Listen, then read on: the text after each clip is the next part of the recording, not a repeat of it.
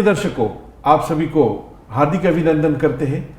आप सभी को इस प्रोग्राम में सभी दूरदर्शन को देखने वाले को हमारा सादर प्रणाम आप तक पहुंचे। ये प्रोग्राम है प्रश्न मंथन, जो आपकी महत्व में, आपके बीच में, आपकी दूरदर्शन, आपके घरों तक हम लेकर आ रहे हैं, जिसमें हम लोग बात करेंगे हर हफ्ता कुछ टॉपिक्स के बारे में, जिस पर हम लोग चर्चा करेंगे।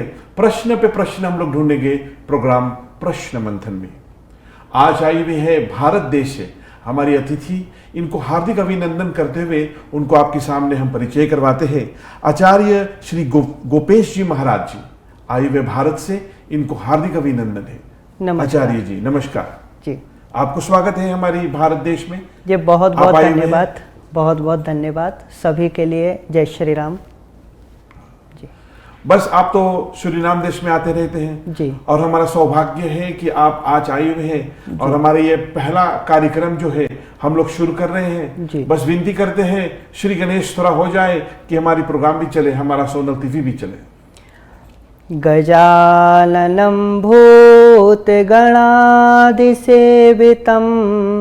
कपेत्थजम्बूफलचारुभक्षणम् उमासुतं शोकविनाशकारकं नमामि विघ्नेश्वर पादपंकजम।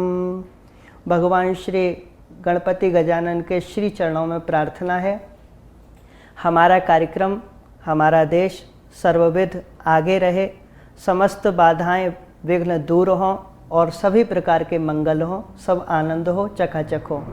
आपको कोटि कोटि धन्यवाद इस बात के लिए जी। तो आप आए हैं वृंदावन, भारत देश, इंडिया से जी। बस वो तो कृष्ण जी की जगह है जी। तो वहां पर कैसे है? हमारे श्रीधाम वृंदावन में आज से 5247 वर्ष पूर्व, ये जो अभी श्री कृष्ण जन्माष्टमी 2020 में गई है, यह भगवान का 5247 नंबर का बर्थडे था। अच्छा। जन्म भगवान का प्राकट्य महामहोत्सव जी। तो इतने वर्ष पूर्व हमारे व्रज में स्थान है मथुरा, जहाँ प्यारे प्रभु ने प्रकट होकर के रात्रि में ही श्री वसुदेव जी के माध्यम से प्रस्थान किया गोकुल में, और गोकुल में श्री नंद बाबा और मैया जशोदा के यहाँ समस्त ब्रज में यह बात फैली कि नंद बाबा के घर में आनंद हुआ है। नंदस्त्वात्मज उत्पन्ने जाता हिलादो महामनाः आहूय विप्रान वेदज्ञान स्नातः शुचिरलंकृतः। सभी वैष्णवों को, ब्राह्मणों को, संतों को, प्रेमियों को, रसिक जनों को बुलाया है और खूब आनंद उत्सव मना है गोकुल में जी। उसके बाद हमारे 4 वर्ष 56 दिन तक प्यारे प्रभु गोकुल में रहे, फिर श्रीधाम वृंदावन में आए। अच्छा। तो वहाँ पर हमारे ठाकुर जी बहुत वर्षों तक रहे और आज भी नित्य हैं। तो ऐसे श्रीधाम वृंदावन की पावन भूमि को, श्री जमने रस रानी को, श्री व्रज रज रानी को, श्री श्यामा श्याम को, समस्त रसिकों को, संतों को, भक्तों के चरणों में मैं यहीं से प्रणाम करता हूँ जी। अति सुंदर, अति सुंदर। बस आपको देखकर तो आप इतनी श्रृंगार में आई हुई हैं जी। तो ऐसे एक प्रश्न है जो हम आपसे करने को चाहते हैं कि जो ये श्रृंगार में आप इतनी सुंदर से तिलक लगाते हैं, ये तिलक का महत्व क्या होते हैं महाराज जी? ये तिलक हमारे वैदिक विशुद्ध श्री सत्य सनातन धर्म की प्राचीनतम परंपरा है। यह प्यारे प्रभु का ही स्वरूप होता है। हम श्री रामानंद संप्रदाय से, श्री मलूक पीठ से शरणागत हैं, दीक्षित हैं, तो वहाँ की परंपरा का यह तिलक है। यह जो आप यहाँ स्थान देख रहे हैं, इसको बोलते हैं सिंहासन, और यह श्री भगवान श्री राम जी का, भगवान श्री राम जी का, और ये श्री लक्ष्मण जी, भगवान श्री राम और जगत जननी माँ जानकी। अच्छा। ऐसे यह श्री राम दरबार का स्वरूप हमारे संतों ने, महापुरुषों ने इसको हारीत नाम की स्मृति में बताया है।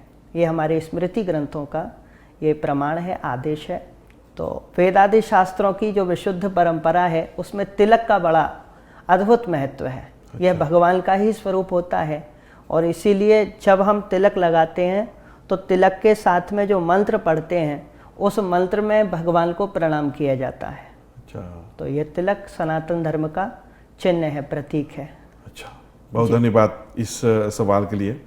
बस अभी कृष्ण जन्म उत्सव बनाए हम लोगों ने पूरी विश्व में, तो कृष्ण के बारे में कुछ ऐसे सवाल है कोई जो हमारे दर्शकों हैं हमारे भेजे हैं, तो कुछ छोटे मोटे सवाल हैं मेरे पास जो मैं जरूर से आपसे करने को चाहते हैं। जी अवश्य अवश्य। तो यहाँ पर पहला प्रश्न जो है इस प्रोग्राम प्रश्न मंथन में कि श्री कृष्ण का जो जीवन का ये महत्व, इसके बारे में आप हमें बताइए। भगवान श्री कृष्ण का जो जीवन है, वैसे तो सबसे पहले हमें केवल एक बात का स्मरण रखना चाहिए कि भगवान श्री कृष्ण कोई साधारण मनुष्य नहीं है, कोई महामानव अथवा कोई योगी, कोई परम पुरुष नहीं। वे साक्षात परब्रह्म पूर्ण परमात्मा हैं। वेद वेदांत वेद्य पुराण पुरुषोत्तम सनातन परमात्मा ही, परब्रह्म पूर्ण परमात्मा ही, वे परात्पर प्रभु ही बाल कृष्ण के रूप में, भगवान श्री कृष्ण के रूप में प्रकट होते हैं। तो यह धारणा, यह जो सत्य है, यह जो शास्त्रोक्त विधान है, सर्वप्रथम जब हम इसको धारण करेंगे तो भगवान का जीवन बहुत शीघ्र, बहुत अच्छे से और बहुत प्रेम से समझ में आएगा। अच्छा। तो भगवान के जीवन में मुख्य अनेक उनके तो प्रत्येक लीला में अनेक शिक्षाएं हैं। मैं कहाँ तक वर्णन करूं, यदि मैं जीवन भर भी वर्णन करता रहूं तो भी ऐसे अनंत जीवन भी कम पड़ जाएं। ऐसे भगवान लीला पुरुषोत्तम भगवान श्री कृष्णचंद्र हैं। तो जैसा जैसा प्रसंग आता जाएगा उसके अनुसार हम और आप लोग चर्चा करते चलेंगे। जरूर, अवश्य। एक प्रश्न भी मेरे पास है कि यहाँ पर कहा जा रहा है कि श्री कृष्ण जी और हनुमान जी की मिलन हुई थी। जी हाँ। पर हुई थी, कहाँ हुई थी और कारण क्यों थी? ऐसा है, श्री हनुमान जी भगवान श्री राम जी के अनन्य भक्त हैं। भगवान श्री राम जी और भगवान श्री कृष्ण में कोई भेद है ही नहीं। जो श्री राम है वही श्री कृष्ण है, जो श्री कृष्ण है वही श्री राम है। एक लीला पुरुषोत्तम है, एक मर्यादा पुरुषोत्तम है। तो श्री हनुमान जी तो सेवा के, प्रेम के, भक्ति के साक्षात स्वरूप हैं। तो वे तो भगवान के जो भी अवतार होंगे, जब भी अवतार होंगे, वे विराजित रहेंगे ही। और श्री हनुमान जी और भगवान श्री कृष्ण की भेंट लगभग अनेकों बार हुई। मुख्य प्रसंग श्री द्वारकापुरी का आता है। श्री द्वारकापुरी में हमारे भारत देश में एक बहुत प्यारा ग्रंथ है श्री भक्तमाल। तो उसमें सुंदर सुंदर भक्तों के भगवान के प्रेममय रसमय चरित्र हैं। उसमें बहुत प्यारी कथा आती है कि श्री द्वारकापुरी में श्री हनुमान जी को भगवान श्री द्वारिकानाथ ने स्मरण किया था और एक ही लीला में श्री गरुड़ जी, श्री सुदर्शन चक्र और भगवती देवी माता सत्यभामा जी, इन तीनों के अभिमान को भगवान श्री कृष्ण ने श्री हनुमान जी के माध्यम से दूर किया था। जी जी। दूसरा, श्री ठाकुर जी के साथ में अर्जुन के रथ में भी भगवान श्री हनुमान जी विराजमान रहे थे। भीम के प्रसंग में भी कथा आती है, महाभारत में संकेत आता है। तो हनुमान जी का और भगवान श्री कृष्ण का मिलन भी अनेक बार हुआ है।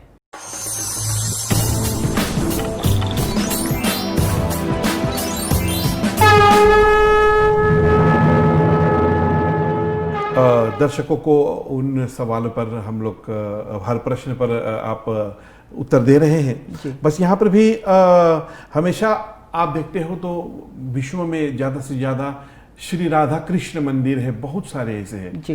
पर ये राधा और कृष्ण की ये जो रिलेशन है, इसके बारे में आप बता सकते हैं? और लोग बोलते हैं क्यों विवाह नहीं हुई इन दोनों की? ऐसा है कि हमारे वैदिक विशुद्ध श्री सत्य सनातन धर्म की यह परंपरा है। तस्मात् ज्योतिरभेद्वेधा श्री राधा माधव रूपकम। हमारे पुराण कहते हैं कि श्री राधा और भगवान श्री कृष्ण दो हैं ही नहीं, एक ही तत्व दो रूपों में प्रकट है। अच्छा। जैसे एक ही ज्योति दो रूपों में प्रकट हो जाए, तो ऐसे ही परब्रह्म पूर्ण परमात्मा भगवान श्री कृष्ण हैं। और नित्य निकुंजेश्वरी रस रासेश्वरी भगवान की आह्लादनी शक्ति अभिन्न तत्व का मतलब वो दो में कोई भेद है ही नहीं, एक ही ठाकुर जी दो रूपों में प्रकट हुए हैं। अच्छा। तो विवाह तो दो में होता है और भगवान श्री राधा कृष्ण एक हैं। अच्छा, श्री राधा रानी को भगवान की स्कंद पुराण में आत्मा भी बताया गया। आत्मा तो राधिका तस्यो तयैव रमणा दृशौ आत्मा राम इति प्रोक्तः रस रीति विचक्षणैः। इन प्रिया प्रियतम युगल सरकार की रस रीति बड़ी विलक्षण है, बहुत अद्भुत है, जिसमें श्री राधा रानी भगवान श्री कृष्ण की आत्मा है और भगवान श्री कृष्ण राधा रानी की आत्मा है। अच्छा, दूसरी बात, श्री ब्रह्मवैवर्त महापुराण में भगवान श्री राधा कृष्ण के विवाह का भी प्रसंग आता है। अच्छा। दोनों का विवाह भी हुआ था। स्वयं जगत पिता जगत सृष्टा श्री ब्रह्मा जी महाराज जी पंडित जी बनकर आए थे और उन्होंने कन्यादान भी किया था और विवाह भी किया था। तो दोनों के विवाह का भी प्रमाण है और ये तो एक ही तत्व हैं, इसीलिए श्री रुक्मणी जी भगवान की पत्नी हैं, श्री राधा रानी श्री कृष्ण ही हैं। कृष्ण ही है जी, इसलिए राधा कृष्ण एक ही हमेशा है। एक ही हम लोग नाम लेते हैं जी अलग अलग से लेते नहीं, बस सभी जगह आप देखते हो तो जी, राधा कृष्ण ही की नाम लिया जा रहा है। बिल्कुल बिल्कुल। ठीक है, तो प्रश्न जो मेरे पास और है तो हम जानने चाहते, जब हम विवाह की इसमें लगे हुए हैं तो कहते हैं कि 16,108 जी पत्नियां थे या विवाह हुई है जी। और क्यों हुई है और बच्चे हैं, क्या है ये सब कुछ? हाँ, आप हमें इस पर ज्ञान दीजिए अपने। जी अवश्य।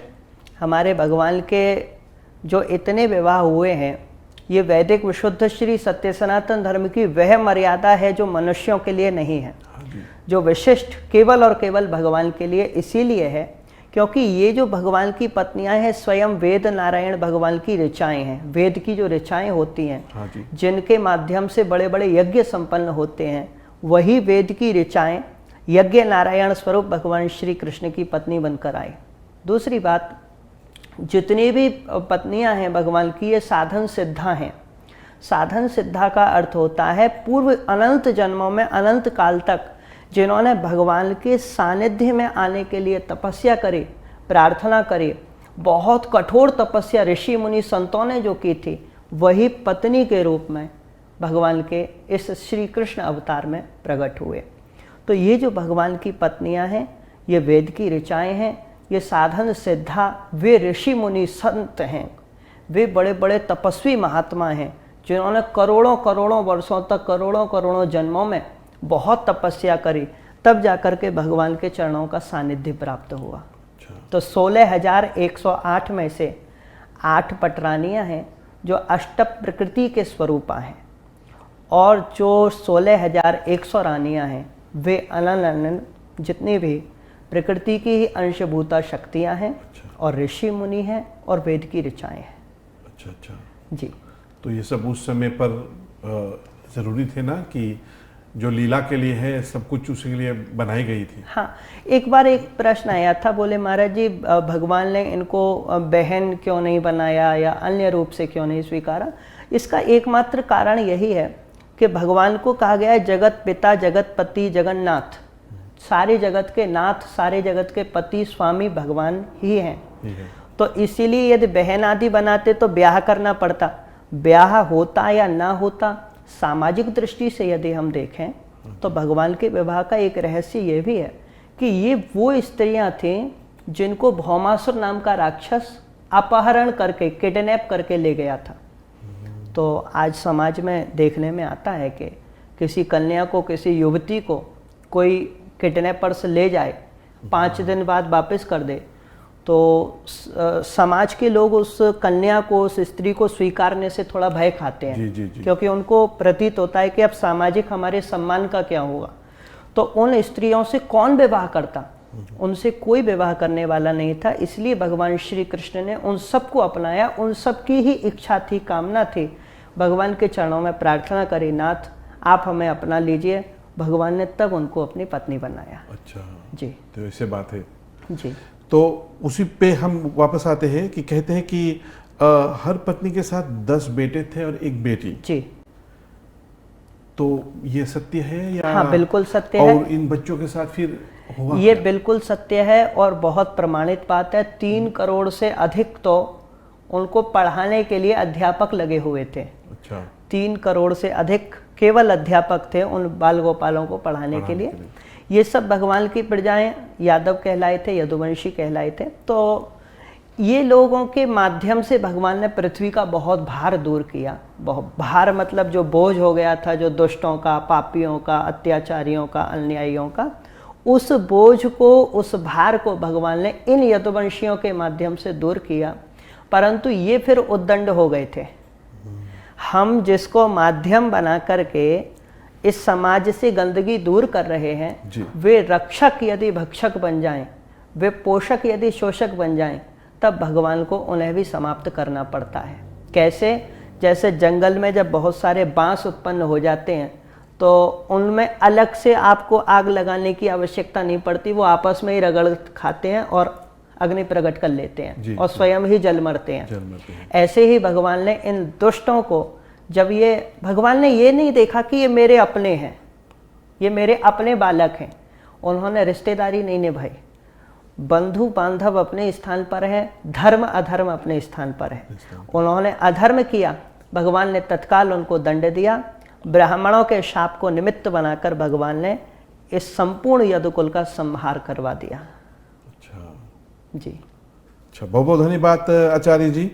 अब आपकी इतनी सुंदर और जो आप हमें उत्तर दे रहे हैं, इससे में काफ़ी ज्ञान हमको मिलते हैं। बहुत और हमारी दर्शकों को भी ये सब ज्ञान हम लोग कोशिश करते हैं इस प्रोग्राम से आप तक पहुंचाने के लिए। ये प्रश्न मंथन आप देख रहे हैं दोस्तों, और यहाँ पर प्रश्न हमारे पास है। तो जानने चाहते हैं कि कितनी सालों तक कृष्ण भगवान धरती पर थे और कैसे फिर धरती से? जी, भगवान श्री कृष्ण 125 वर्षों तक इस धराधाम पर, इस पृथ्वी पर रहे। जब वे जाने वाले थे अपने धाम को, समस्त देवी देवता, ऋषि मुनि, गंधर्व, सिद्ध, जितने भी महापुरुष होते हैं, जिस किसी भी जाति के, जिस किसी भी योनि के, जिस किसी भी लोक परलोक के, सभी लोग भगवान का दर्शन करने पधारे कि भगवान अपने धाम को कैसे जाते हैं, विधि क्या है भगवान के जाने की। तो सभी टकटकी लगाकर भगवान को देख रहे थे कि भगवान कैसे जाते हैं। परंतु सौदामन्या यथाकाशे यान्त्या हित्वाभ्रमणतलम, और जैसे करोड़ों करोड़ों बिजलियां चमकती हैं, ऐसा अद्भुत अनंत अनंत प्रकाश उत्पन्न हुआ। इतना प्रकाश हुआ, इतना अद्भुत प्रकाश हुआ कि जितने भी देवी देवता भी थे उनकी आंखें ऐसे चौंधिया गई, आंख बंद हो गई। अच्छा। प्रकाश के कारण। आपने देखा होगा जैसे कोई मध्याह्न के समय में, दोपहर के समय में सूर्य नारायण भगवान को नहीं निहार सकता। नहीं। क्योंकि उनका अब ऐसे ऐसे अनेक सूर्य नारायण प्रकट हो जाएं तब तो संभावना नहीं है। तो भगवान ने अनंत तेज प्रकट किया, सब देवताओं की आंखें बंद हुई। जब नेत्र खोल कर देखे तो वहां पर कुछ नहीं था। अच्छा। तो संतों ने, ऋषियों ने पूछा अपने अपने गुरुदेव भगवान से, बोले गुरुदेव हुआ क्या? क्योंकि ये तो आँख ऐसे बंद हुई और आँख खोल के देखा तो कुछ नहीं था, तो हुआ क्या? तब पद्म पुराण में भगवान श्री सूत जी महाराज प्रकट करते हैं इस बात को। श्री वेदव्यास भगवान की वाणी है कि उस समय हुआ ये कि स्वकीयम यद भवेत् तेजो तच्च भागवते दधात तिरोधाय प्रविष्टोयम श्रीमद् भागवतार्णवम। भगवान अपने संपूर्ण तेज से, संपूर्ण ऐश्वर्य, संपूर्ण ज्ञान, संपूर्ण यश, संपूर्ण श्री, संपूर्ण धर्म, भगवान अपने समस्त अनंत अनंत गुणगणों को लेकर के, अनंत शक्तियों के साथ श्रीमद् भागवत महापुराण के महासागर में प्रवेश कर गए। भगवान ने कहाँ प्रवेश किया? श्रीमद् भागवत महापुराण में। तो तब से श्रीमद् भागवत महापुराण कोई साधारण ग्रंथ नहीं रह गया। अन्य जो ग्रंथ हैं वो जानकारी देते हैं, पर श्रीमद् भागवत साक्षात भगवान श्री कृष्ण का शब्दमय रूप हो गया है। तो सेवनात् श्रवणात् दर्शनात् पाठात् पापनाशिनी, कोई इसका सेवन करे, दर्शन करे, कोई इनकी परिक्रमा भी लगा ले भागवत जी की, उसको भगवान श्री कृष्ण की परिक्रमा का फल मिलता है। तो श्रीमद् भागवत महापुराण में भगवान प्रवेश किए और तब से श्रीमद् भागवत जी की कथाओं के माध्यम से भगवान श्री कृष्ण जगह जगह पर, स्थान स्थान पर प्रकट हो जाते हैं। यह भगवान की लीला है। तो आपने देखे हैं प्यारे दर्शकों कि भागवत गीता जो है ना, श्रीमद् भागवत गीता जो है ये कितनी पावरफुल है। तो ज़रूर इसको आप पढ़िए, अपनी घर पर लाइए, परिक्रमा कीजिए, पूजा कीजिए, तो इसमें ज़रूर आपकी कल्याण होंगे। यह प्रोग्राम आपके लिए पेश की जा रही है। अगर हम लोग बातें करें तो इतनी सारी प्रश्न हैं और इतनी सारी बातें हैं कि हम लोग एक ही प्रोग्राम में नहीं कर सकते हैं। तो आज के लिए बस इतना ही, ये प्रश्न मंथन प्रोग्राम के लिए। पर हम आपसे वादा करते हैं कि अगले हफ्ता फिर हम आपके घर तक आएंगे, आपकी दूरदर्शन द्वारा। फिर हम लोग बात करेंगे आचार्य जी से, जिसमें आपको हम और ज्ञान आप तक पहुंचाएंगे, प्रश्न करेंगे प्रोग्राम में, और प्रश्न द्वारा ज्ञान आप तक जरूर पहुंचेंगे। देखने के लिए आप सभी को हार्दिक सी धन्यवाद।